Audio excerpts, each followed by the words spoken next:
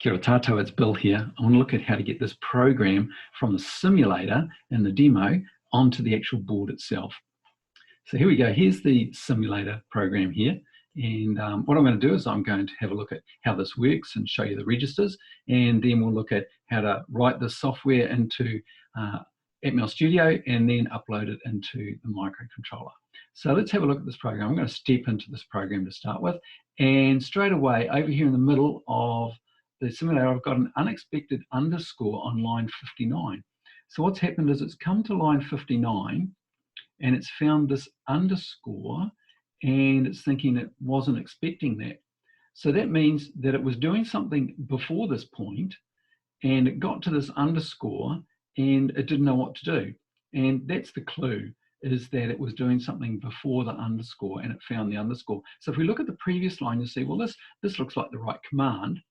However, you'll notice that the semicolon is missing from the end of it. I'm going to put the semicolon in. And the semicolon is incredibly important in C to remind the compiler that you've come to the end of the instructions for this line. You can now sort them out. Without that, it just runs into the next line and finds the underscore and it doesn't know what to do with it. So that's why it said there was an unexpected underscore. And that's pretty common sort of feedback from a compiler. So I'm going to step into my program again, and now my program has started. And the first thing my program does is, when a microcontroller powers up, is it blanks all the registers there in the ATMEL AVRs. It blanks them all to 0, which means that all of these pins, these I/O pins, are configured as inputs, which means we can't drive anything, we can only sense things. So what we need to do is we need to set the appropriate register for pin B.1 to make it into an output. And you'll find this line 45, which is the first line of code that's going to be executed. Line 45 will change this data direction register here. So as I step one more step, you'll notice that it's now on this line, it's executed this line, it's put a 1 into data direction register B, bit 1. And that means that this pin of the microcontroller will now be configured as an output. And as we run the program, you'll see that the output now will reflect the LED going on and off. And at the same time, if you have a look over here in the registers, you'll see that bit 1 of port B is going on and off at the same time. And so anything connected to this pin will get a high, low. And of course, we've got an LED, which means it's turning on and off. So now our program's running. I'm going to Control A to select all that program, Control C to copy it. And I'm going to go to ATMEL Studio. Now, in the instructions, I already told you how to set up the programming environment here. So you need to make sure that that's done first. And I'm going to go File, New, Project. And it's going to give me a range of projects to choose from. And I'm going to choose the C executable project.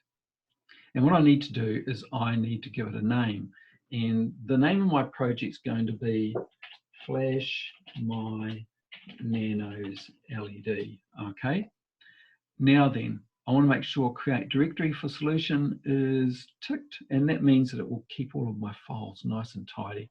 So GCC executable, give it a name, find a folder for it where you want to keep all your programs, keep your programs well ordered and structured somewhere, and then create directory, and then click on OK. Now it's going to ask you to find a particular microcontroller, and so I'm going to go ATmega328, and it will give me the P as an option there.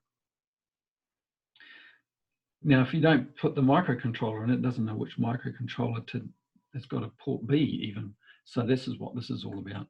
And that creates it. Now it gives you a basic sort of dummy program. Notice that the file is called main.c. And what I'm going to do is I'm going to delete all that and just paste in all my other code. There we go.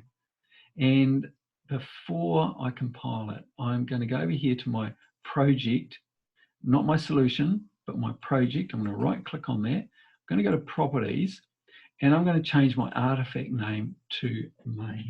Now this .elf file is part of many of the files that are created during compilation. One of them is an .elf file, and it needs to be called a main, otherwise it won't know how to program the actual microcontroller using AVR-Dude.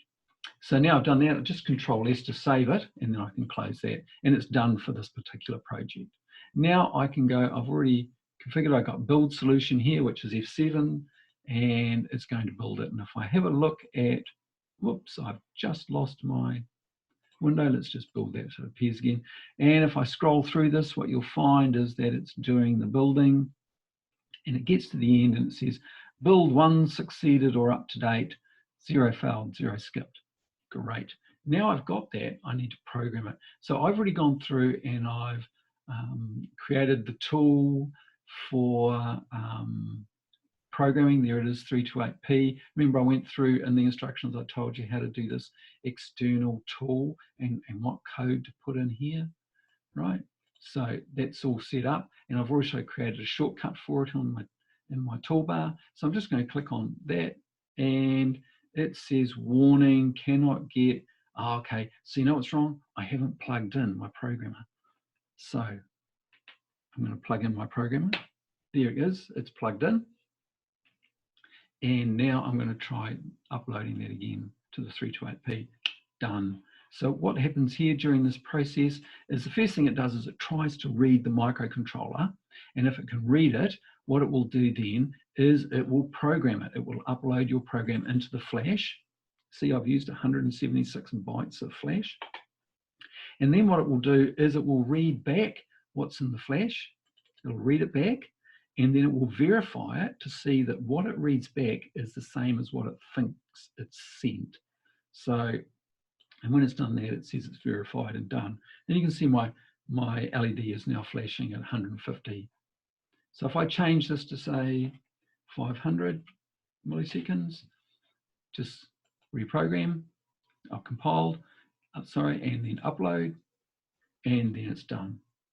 So hopefully this helps you get into actually over these early stages of understanding what's going on here, and enjoy.